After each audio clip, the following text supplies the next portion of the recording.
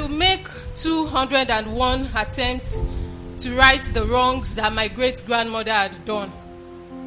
No, I never met her. But I met the woman that she raised, my grandmother. And every time I saw the way my grandmother spoke about her mother, I wondered. Because my history is very funny. I didn't inherit houses and cars and money, but I inherited patterns. Patterns of loving, patterns of hurting, patterns of grieving, patterns of building families together where they are breaking. So the story I'm about to share started with the life of a woman I only know in the passing, my great-grandmother. So let's talk about my great-grandmother. I was told that she was born before this country had a name. I was told that she was married off before she even learned to spell her name. I was told that she knew the Lord. And I was told that she served the Lord. I was told that she learned how to love. Even when the love was tough and the road was rough, she stayed because living was never taught. You see, back in the days of my great-grandmother, as a woman, your whole life revolved around marriage. Your home, your husband, your children, and whatever your hands find to do, like farming and trading. So if you ask me about my great-grandmother, I would tell you that her life wasn't really nothing. Well, maybe it wasn't something too. But she took all the pieces of her life and handed it to her children.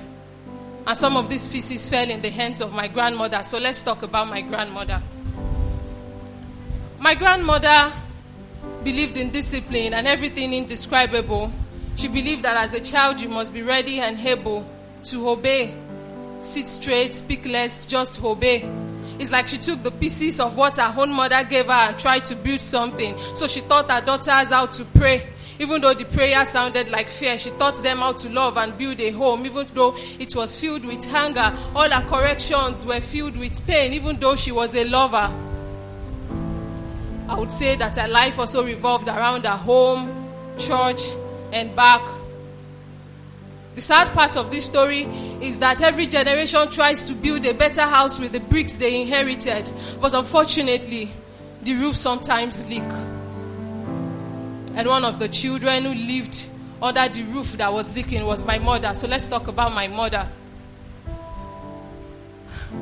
My mother asked way too many questions. Questions that her own mother dared not ask anyone. I can say that my mother rebelled. In fact, she was walking down the street with that label because she just looked at everyone around her and said, this cannot be my life. There has to be a better one. Home, church, and back. It sounded like a misery to her. So she wanted home not to feel like prison. She wanted serving God not to feel like punishment. So she started searching. And somewhere in between her searching for the truth and this rebellion, I was born. So let's talk about me. Here I am. Under 3 generations of these women. My great-grandmother who endured, my grandmother who disciplined, and my mother who rebelled. So I'm asking, should I be like any of them? Or should I be like none at all? Am I breaking cycles or am I creating a different one?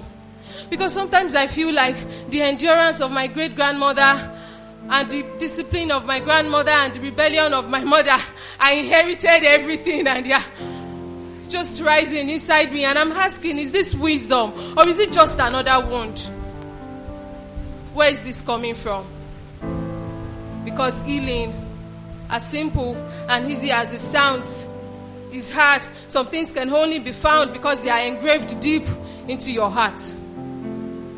So in my thinking, I thought, what if someday I have a daughter? And what if someday she sits just like this and she's thinking and she's talking about her mothers and mothers' mothers and mothers' mothers' mothers. And she's wondering if I lived enough, wondering if I loved enough, wondering if I passed down anything at all, wondering if what I passed down is worthy to hold on to. So I think I found my answer. And I know you are wondering, why am I sharing this story? The essence of this story is in 3 things. 1, to honor the generations of women that have come before us. Not because they were perfect, but because they tried. they loved with everything they knew, and they fought with all the strength that they grew. Sometimes we blame them because we feel like whatever it is they passed down to us was filled with blemish and spots. But maybe if they knew differently, they would do differently. Maybe if they also had someone who held their hands, they would run faster. They say it's hard to show someone the road when you've not learned how to walk it yourself. But maybe it is in the little showing that the next generation will find themselves. So it is in that little showing that we found ourselves. So take a moment and appreciate your mothers and your mothers' mothers and your mothers' mothers' mothers. 2, to say kudos to every woman and to every mother that is here. Generations after generation, we've carried this burden of passing things down. And still we ask, am I doing enough? Am I better than my mother? Will my daughter be better than me? Should I stay? Should I go? Will I heal? Will I grow? We have all these questions. And today I am just here to tell you that you are trying. So take a moment and appreciate yourself. 3,